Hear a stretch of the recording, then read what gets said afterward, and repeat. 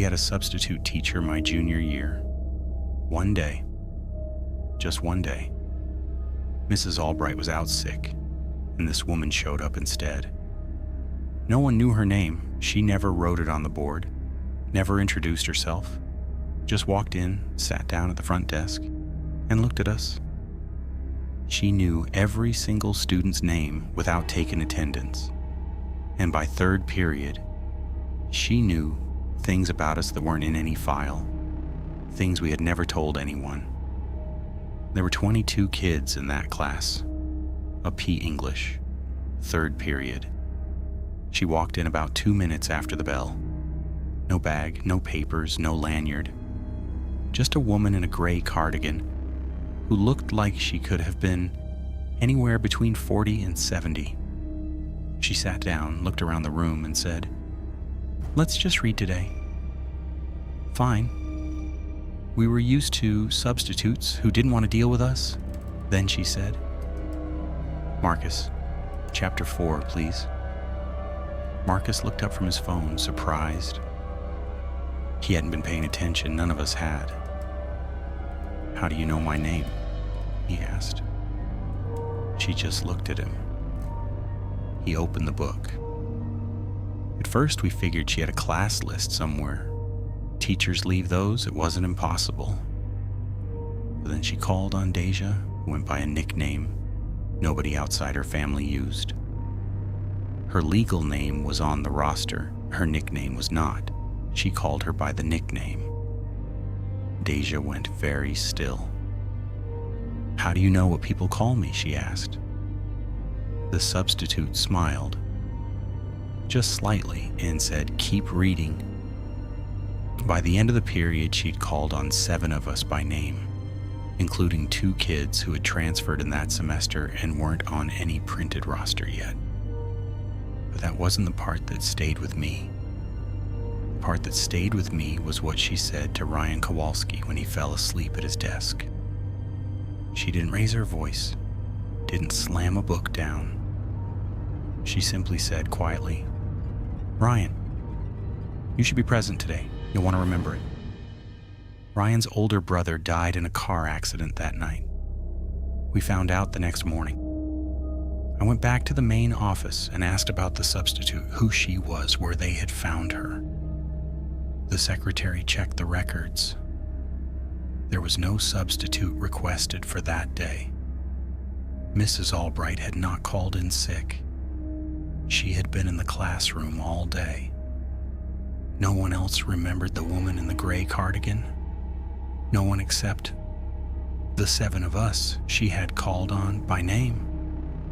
We've never talked about it since, but we all remember exactly what she said to each of us, and every single one of us, every single one, has had reason to think about it since.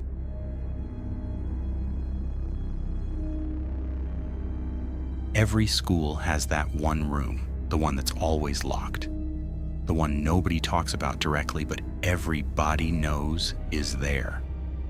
At Hargrove High, that room was 113, ground floor, east wing. Between the science hallway and the gym corridor, door was always shut, always locked. No number plate on the outside, just a faint outline where one used to be. We asked about it freshman year. Every teacher gave the same answer. Storage. It wasn't storage, I know that now, because I went inside.